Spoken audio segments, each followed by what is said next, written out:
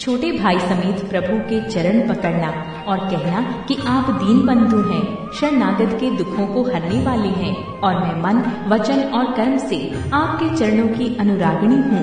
फिर स्वामी, आपने मुझे किस अपराध से त्याग दिया? हाँ, एक दोष मैं अपना अवश्य मानती हूँ कि आपका वियोग होते ही मेरे प्राण नहीं चले गए, किंतु हे नाथ, ये तो नेत्रों का अपराध है जो प्राणों के निकलने में हठपूर्वक बाधा देती हैं। विरह अग्नि है, शरीर रुई है और श्वास पवन है। इस प्रकार अग्नि और पवन का संयोग होने से ये शरीर क्षण मात्र में जल सकता है, परंतु नेत्र अपने हित के लिए, प्रभु का स्वरूप देखकर सुखी होने के लिए जल आंसू बरसाते हैं, जिससे विरह की आग से भी देह जलने नहीं पाती। सीता जी की विपत्ति बहुत बड़ी है। ये दीन दयालु, ये बिना कही ही अच्छी है कहने से आपको बड़ा क्लेश होगा। हे करुणा निधान, उनका एक एक पल कल्प के समान बीतता है। अतः ही प्रभु तुरंत चलिए और अपनी भुजाओं के बल से दुष्टों के दल को जीतकर सीता जी को ले आइए। सीता जी का दुख सुनकर सुख के धाम प्रभु के कमल नेत्रों में जल भर आया और वे बोले, मन, वचन और शरीर से जिसे मेरी ही गति, मेरा ही आश्रय है, उसे क्या स्वप्न में भी विपत्ति हो सकती है? हनुमान जी ने कहा, हे प्रभु, विपत्ति तो वही तभी है जब आपका भजन स्मरण ना हो। हे प्रभु, राक्षसों की बात ही कितनी है, आप शत्रुओं को जीतकर जानकी जी को ले आवेंगे। भगवान कहने लगे, हे हनुमान सुन, तेरे समान मेरा उपकारी देवता, मनुष्य अथवा मुनि कोई भी शरीरधारी नहीं है। मैं तेरा प्रत्युपकार, बदले में उपकार तो क्या करूं? मेरा मन भी तेरे सामने नहीं हो सकता। हे पुत्र सुन, मैंने मन में खूब विचार करके देख लिया कि मैं तुझसे पूर्ण नहीं हो सकता। देवताओं के रक्षक प्रभु बार बार हनुमान जी को देख रहे हैं। नेत्रों में प्रेमाश्रुओं का जल भरा है और शरीर अत्यंत पुलकित है। प्रभु के वचन सुनकर और उनके प्रसन्न मुख तथा पुलकित अंगों को देखकर हनुमान जी हर्षित हो गए और प्रेम में विकल होकर, हे भगवान, मेरी रक्षा करो, रक्षा करो कहते हुए श्री राम जी के चरणों में गिर पड़े। प्रभु उनको बार बार उठाना चाहते हैं, परंतु प्रेम में डूबे हुए हनुमान जी को चरणों से उठना सुहाता नहीं। प्रभु का कर कमल हनुमान जी के सिर पर है। उस स्थिति का स्मरण करके शिव जी प्रेम मग्न हो गए। फिर मन को सावधान करके शंकर जी अत्यंत सुंदर कथा कहने लगे। हनुमान जी को उठाकर प्रभु ने हृदय से लगाया और हाथ पकड़कर अत्यंत निकट बैठा लिया। हे हनुमान, बताओ तो, रावण के द्वारा सुरक्षित लंका और उसके बड़े बांके किले को तुमने किस तरह जलाया? हनुमान जी ने प्रभु को प्रसन्न जाना और वे अभिमान रहित वचन बोले, बंदर का बस यही बड़ा पुरुषार्थ है कि वो एक डाल से दूसरी डाल पर चला जाता है। मैंने जो समुद्र लांघ कर सोने का नगर जलाया और राक्षस गण को मारकर अशोक वन को उजाड़ डाला, ये सब तो हे श्री रघुनाथ जी आप ही का प्रताप है। हे नाथ, इसमें मेरी प्रभुता बड़ाई कुछ भी नहीं है। हे प्रभु, जिस पर आप प्रसन्न हो उसके लिए कुछ भी कठिन नहीं है। आपके प्रभाव से रुई, जो स्वयं बहुत जल्दी जल जाने वाली वस्तु है, बड़वानल को निश्चय ही जला सकती है, अर्थात असंभव भी संभव हो सकता है। हे नाथ, मुझे अत्यंत सुख देने वाली अपनी निश्चल भक्ति कृपा करके दीजिए। हनुमान जी की अत्यंत सरल वाणी सुनकर हे भवानी, तब प्रभु श्री रामचंद्र जी ने एवमस्तु, ऐसा ही हो कहा। हे उमा, जिसने श्री राम जी का स्वभाव जान लिया उसे भजन छोड़कर दूसरी बात ही नहीं सुहाती। ये स्वामी सेवक का संवाद जिसके हृदय में आ गया वही श्री रघुनाथ जी के चरणों की भक्ति पा गया। प्रभु के वचन सुनकर वानरगण कहने लगे, कृपालु आनंद कंद श्री राम जी की जय हो, जय हो, जय हो। तब श्री रघुनाथ जी ने कपिराज सुग्रीव को बुलाया और कहा, चलने की तैयारी करो। अब विलंब किस कारण किया जाए? वानरों को तुरंत आज्ञा दो। भगवान की ये लीला रावण वध की तैयारी देखकर बहुत से फूल बरसाकर और हर्षित होकर देवता आकाश से अपने अपने लोगों को चले। वानरराज सुग्रीव ने शीघ्र ही वानरों को बुलाया। सेनापतियों के समूह आ गए। वानर भालुओं के झुंड अनेक रंगों के हैं और उनमें अतुलनीय बल है। वे प्रभु के चरण कमलों में सिर नवाते हैं। महान बलवान रीछ और वानर गरज रहे हैं। श्री राम जी ने वानरों की सारी सेना देखी, तब कमल नेत्रों से कृपा पूर्वक उनकी ओर दृष्टि डाली। राम कृपा का बल पाकर श्रेष्ठ वानर मानो पंख वाले बड़े पर्वत हो गए। तब श्री राम जी ने हर्षित होकर प्रस्थान कूच किया। अनेक सुंदर और शुभ शकुन हुए, जिनकी कीर्ति सब मंगलों से पूर्ण है। उनके प्रस्थान के समय शकुन होना ये नीति है, लीला की मर्यादा है। प्रभु का प्रस्थान जानकी जी ने भी जान लिया। उनके बाएं अंग धड़क धड़क कर मानो कही देते थे कि श्री राम जी आ रहे हैं। जानकी जी को जो जो शकुन होते थे वही वही रावण के लिए अपशगुन हुए। सेना चली, उसका वर्णन कौन कर सकता है। असंख्य वानर और भालू गर्जना कर रहे हैं। नख ही जिनके शस्त्र हैं, वे इच्छानुसार सर्वत्र बेरोक टोक चलने वाले रीछ वानर पर्वतों और वृक्षों को धारण किए कोई आकाश मार्ग से और कोई पृथ्वी पर चले जा रहे हैं। वे सिंह के समान गर्जना कर रहे हैं। उनके चलने और गर्जने से दिशाओं के हाथी विचलित होकर चिंगाड़ रहे हैं। दिशाओं के हाथी चिंगाड़ने लगे, पृथ्वी डोलने लगी, पर्वत चंचल हो गए, कांपने लगे और समुद्र खलबला उठे। गंधर्व, देवता, मुनि, नाग, किन्नर सबके सब मन में हर्षित हुए कि अब हमारे दुख टल गए। अनेकों करोड़ भयानक वानर योद्धा कटकटा रहे हैं और करोड़ों ही दौड़ रहे हैं। प्रबल प्रताप कौशलनाथ श्री रामचंद्र जी की जय हो, ऐसा पुकारते हुए वे उनके गुण समूहों को गा रहे हैं। उदार, परम श्रेष्ठ एवं महान सर्पराज शेष जी भी सेना का बोझ नहीं सह सकते। वे बार बार मोहित हो जाते, घबरा जाते हैं और पुनः पुनः कचपकी कठोर पीठ को दांतों से पकड़ते हैं। ऐसा करते अर्थात बार बार दांतों को गड़ाकर कचपकी पीठ पर लकीर से खींचते हुए वे कैसे शोभा दे रहे हैं। मानो श्री रामचंद्र जी की सुंदर प्रस्थान यात्रा को परम सुहावनी जानकर उनकी अचल पवित्र कथा को सर्पराज शेष जी कचपकी पीठ पर लिख रहे हों। इस प्रकार कृपा निधान श्री राम जी समुद्र तट पर जा उतरे। अनेकों रीछ वानर वीर जहाँ तहाँ फल खाने लगे।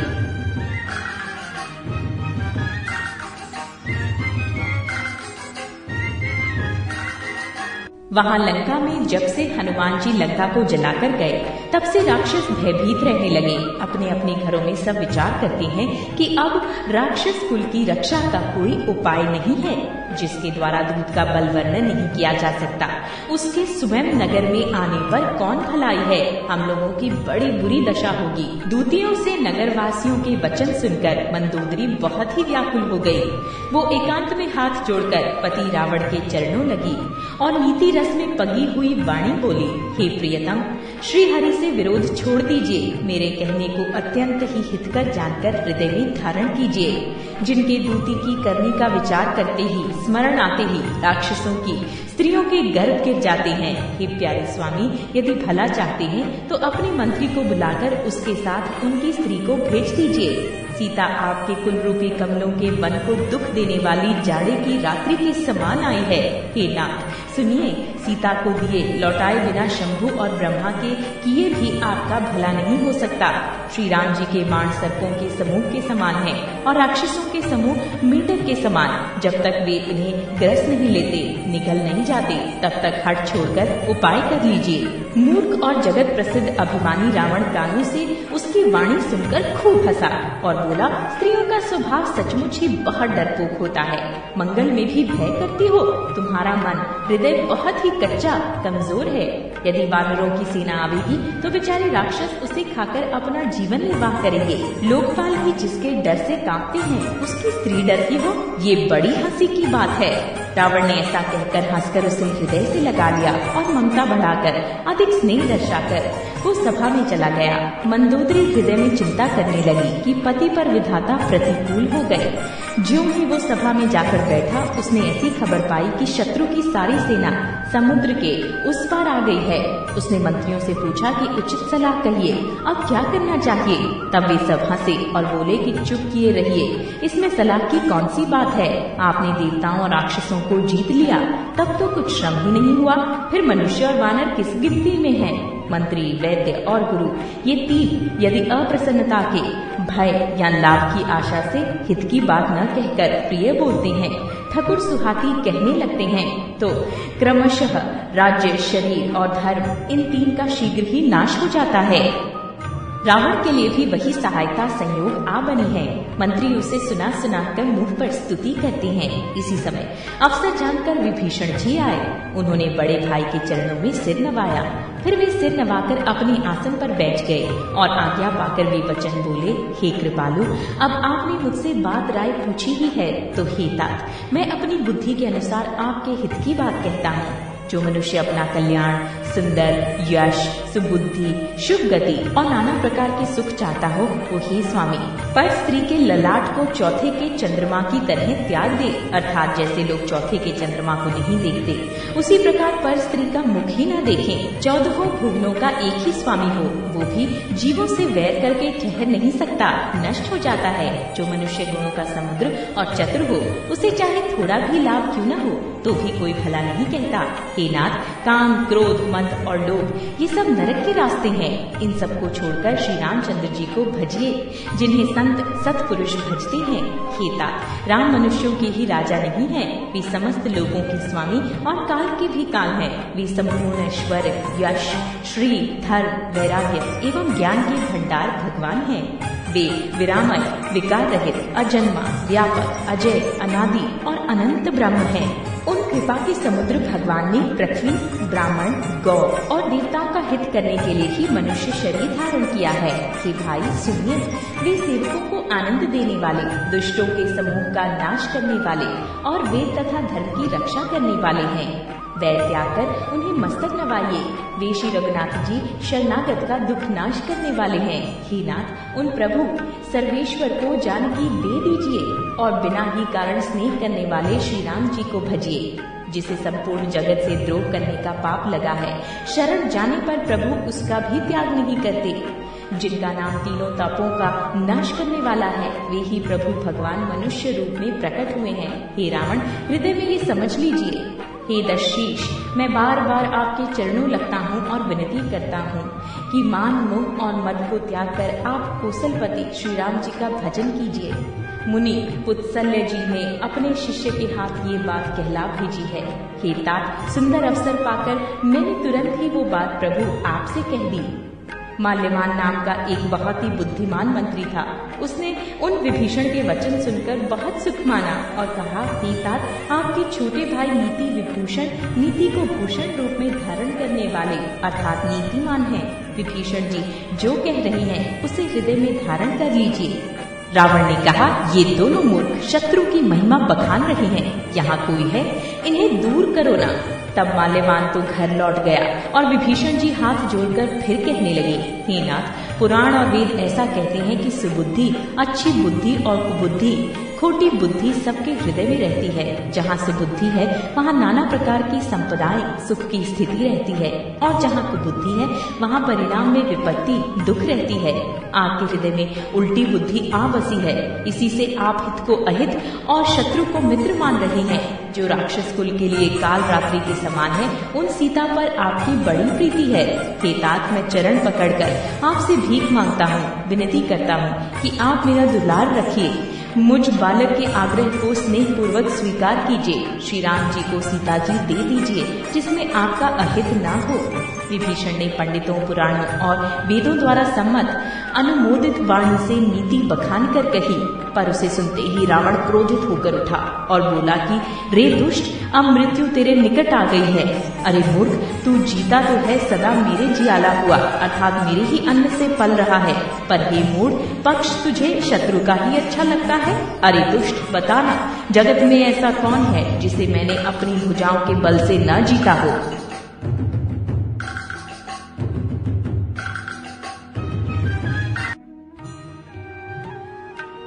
मेरे नगर में रहकर प्रेम करता है तपस्वियों पर, मूर्ख, उन्हीं से जा मिल और उन्हीं को नीति बता। ऐसा कहकर रावण ने उन्हें लात मारी, परंतु छोटे भाई विभीषण ने मारने पर भी बार बार उसके चरण ही पकड़े। शिव जी कहते हैं, हे उमा, संत की यही बड़ाई महिमा है कि वे बुराई करने पर भी बुराई करने वालों की भलाई ही करते हैं। विभीषण जी ने कहा, आप मेरे पिता के समान हैं, मुझे मारा सो तो अच्छा ही किया, परंतु हे नाथ, आपका भला श्री राम जी क्यों भजने में है। इतना कहकर विभीषण अपने मंत्रियों को साथ लेकर आकाश मार्ग में गए और सबकी सुनाकर वे ऐसा कहने लगे, श्री राम जी सत्य संकल्प एवं सर्व समर्थ प्रभु हैं, और हे रावण, तुम्हारी सभा काल के वश है, अतः मैं अब श्री रघुवीर की शरण जाता हूँ, मुझे दोष न देना। ऐसा कहकर विभीषण जी जो ही चले त्यों ही सब राक्षस आयुहीन हो गए, उनकी मृत्यु निश्चित हो गई। शिव जी कहते हैं, हे भवानी, साधु का अपमान तुरंत ही संपूर्ण कल्याण की हानि नाश कर देता है। रावण ने जिस क्षण विभीषण को त्यागा, उसी क्षण वो अभागा वैभव ऐश्वर्य से हीन हो गया। विभीषण जी हर्षित होकर मन में अनेकों मनोरथ करते हुए श्री रघुनाथ जी के पास चले।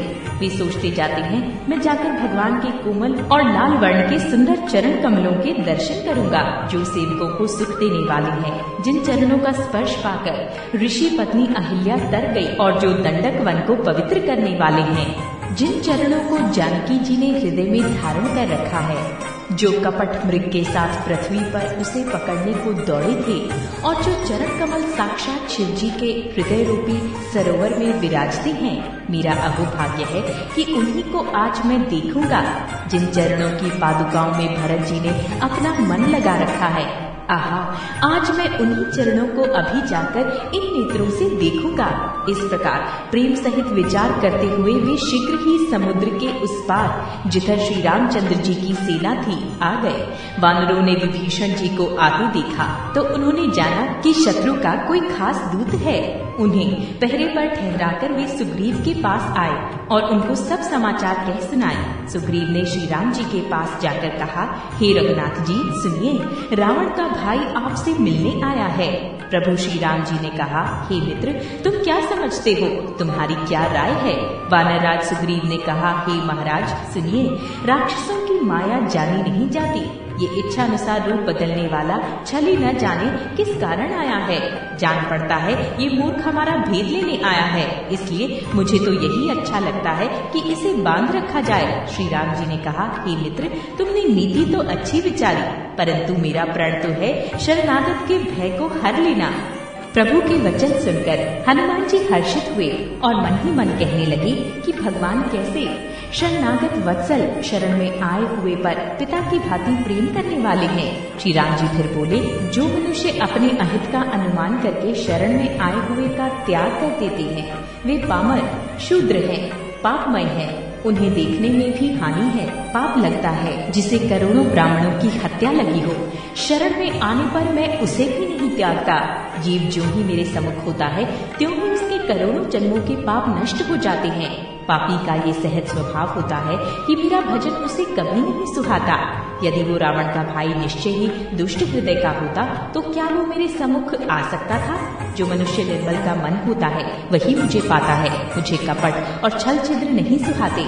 यदि उसे रावण ने घेर लेने को भेजा है, तब भी हे सुग्रीव, अपने को कुछ भी भय या हानि नहीं है, क्योंकि हे सखे, जगत में जितने भी राक्षस हैं, लक्ष्मण क्षण भर में उन सबको मार सकते हैं। और यदि वो भयभीत होकर मेरे शरण आया है तो मैं उसे प्राणों की तरह रखूंगा।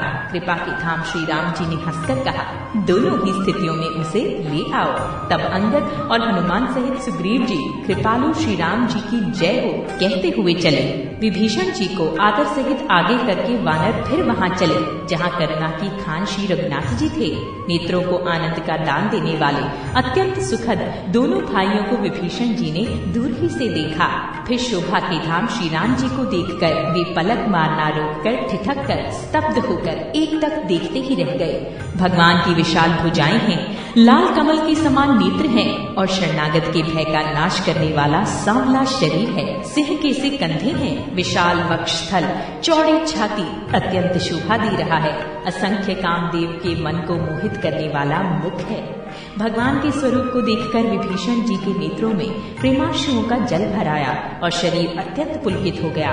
फिर मन में धीरज धरकर उन्होंने कोमल वचन कहे, हे नाथ, मैं दशमुख रावण का भाई हूँ। हे देवताओं के रक्षक, मेरा जन्म राक्षस कुल में हुआ है। मेरा तामसी शरीर है, स्वभाव से ही मुझे पाप प्रिय है। जैसे उल्लू को अंधकार पर सहज स्नेह होता है, मैं कानों से आपका सुयश सुनकर आया हूँ कि प्रभु भव जन्म मरण के भय का नाश करने वाले हैं। हे दुखियों के दुख दूर करने वाले और शरणागत को सुख देने वाले श्री रघुवीर, मेरी रक्षा कीजिए, रक्षा कीजिए। प्रभु ने उन्हें ऐसा कहकर दंडवत करते देखा तो वे अत्यंत हर्षित होकर तुरंत उठे। विभीषण जी के दीन वचन सुनने पर प्रभु के मन को बहुत ही भाए। उन्होंने अपनी विशाल भुजाओं से पकड़कर उनको हृदय से लगा लिया। छोटे भाई लक्ष्मण जी सहित गले मिलकर उनको अपने पास बैठाकर श्री राम जी भक्तों के भय को हरने वाले वचन बोले। हे लंकेश, परिवार सहित अपनी कुशल कहो, तुम्हारा निवास बुरी जगह पर है, दिन रात दुष्टों की मंडली में बसते हो। ऐसी दशा में हे सखे, तुम्हारा धर्म किस प्रकार निभता है? मैं तुम्हारी सब रीति आचार व्यवहार जानता हूँ। तुम अत्यंत नीति निपुण हो, तुम्हें अनीति नहीं सुहाती। हे तात, नरक में रहना परम अच्छा है, परंतु विधाता दुष्ट का संग कभी न दे। विभीषण जी ने कहा, हे रघुनाथ जी, अब आपके चरणों का दर्शन कर कुशल से हूँ, जो आपने अपना सेवक जानकर मुझ पर दया की है। तब तक जीव की कुशल नहीं और न स्वप्न में भी उसके मन को शांति है, जब तक वो शोक के घर काम विषय कामना को छोड़कर श्री राम जी को नहीं भजता। लोभ, मोह, मत्सर, दाह, मद और मान आदि अनेकों दुष्ट तभी तक हृदय में बसते हैं, जब तक कि धनुष बाण और कमर में तरकस धारण किए हुए श्री रघुनाथ जी हृदय में नहीं बसते।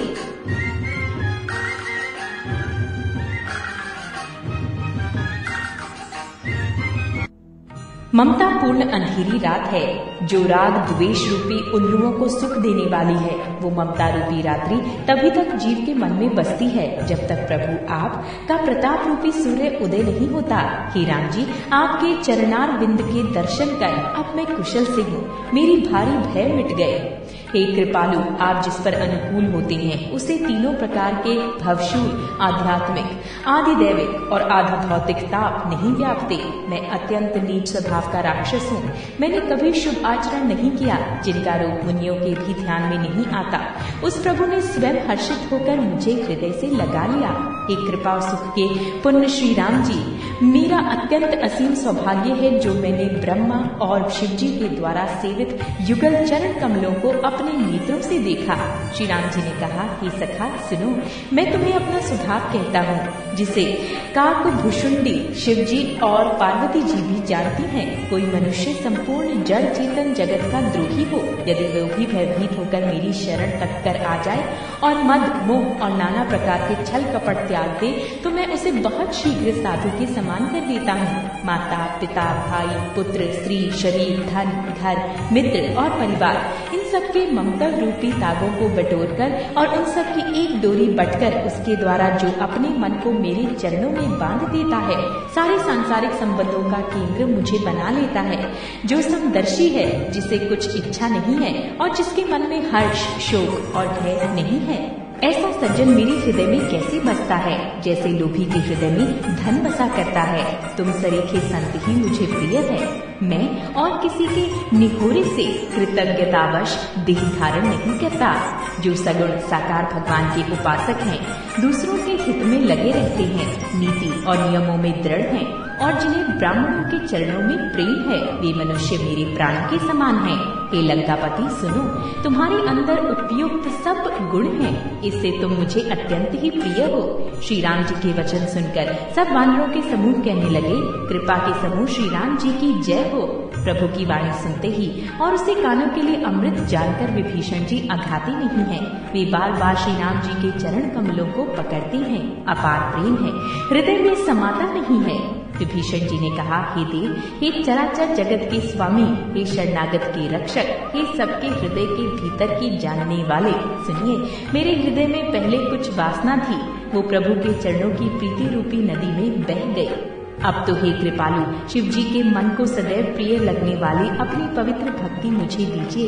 एवमस्तु, ऐसा ही हो, कहकर रणधीर प्रभु श्री राम जी ने तुरंत ही समुद्र का जल मांगा और कहा, हे सखा, यद्यपि तुम्हारी इच्छा नहीं है, पर जगत में मेरा दर्शन अमोघ है, वो निष्फल नहीं जाता। ऐसा कहकर श्री राम जी ने उनको राज तिलक कर दिया। आकाश से पुष्पों की अपार वृष्टि हुई। श्री राम जी ने रावण के क्रोध रूपी अग्नि में, जो अपनी विभीषण की श्वास वचन रूपी पवन से प्रचंड हो रही थी, जलते हुए विभीषण को बचा लिया और उसे अखंड राज्य दिया। शिव जी ने जो संपत्ति रावण को 10 सिरों की बलि देने पर दी थी, वही संपत्ति श्री रघुनाथ जी ने विभीषण को बहुत सकुचाते हुए दी। ऐसे परम कृपालु प्रभु को छोड़कर जो मनुष्य दूसरे को भजते हैं, वे बिना सींग पूंछ के पशु हैं। अपना सेवक जानकर विभीषण को श्री राम जी ने अपना लिया। प्रभु का स्वभाव वानर कुल के मन को बहुत भाया। फिर सब कुछ जानने वाले, सबके हृदय में बसने वाले, सर्व रूप सब रूपों में प्रकट, सबसे रहित, उदासीन कारण से भक्तों पर कृपा करने के लिए मनुष्य बने हुए तथा राक्षसों के कुल का नाश करने वाले श्री राम जी नीति की रक्षा करने वाले वचन बोले, हे वीर वानरराज सुग्रीव और लंकापति विभीषण, सुनो, इस गहरे समुद्र को किस प्रकार पार किया जाए। अनेक जाति के मगर, सांप और मछलियों से भरा हुआ ये अत्यंत अथाह समुद्र पार करने में सब प्रकार से कठिन है।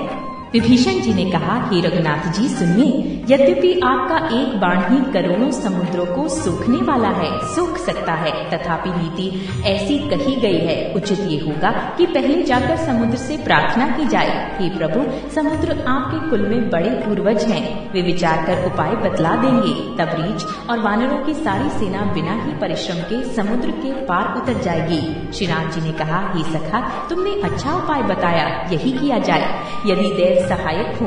ये सलाह लक्ष्मण जी के मन को अच्छी नहीं लगी। श्री राम जी के वचन सुनकर तो उन्होंने बहुत ही दुख पाया। लक्ष्मण जी ने कहा, हे नाथ, देव का कौन भरोसा, मन में क्रोध कीजिए, ले आइए और समुद्र को सुखा डालिए। ये देव तो कायर के मन का एक आधार, तसल्ली देने का उपाय है। आलसी लोग ही देव देव पुकारा करते हैं।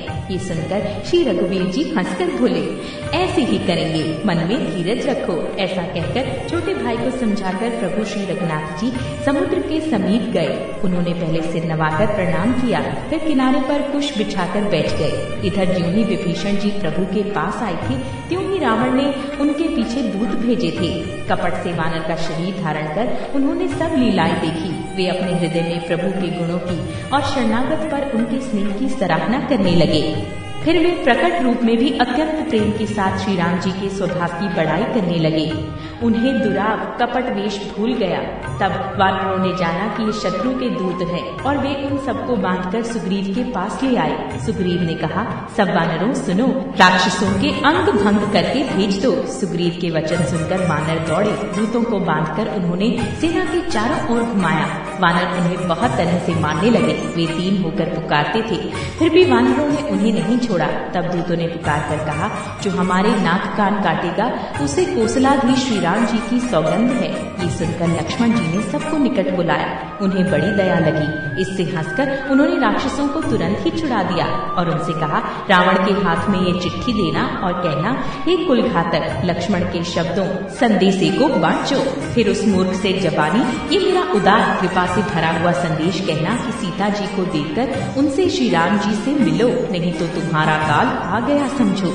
लक्ष्मण जी के चरणों में मस्तक नवाकर श्री राम जी के गुणों की कथा वर्णन करते हुए दूत तुरंत ही चल दिए। श्री राम जी का यश कहते हुए वे लंका में आए और उन्होंने रावण के चरणों में सिर नवाया।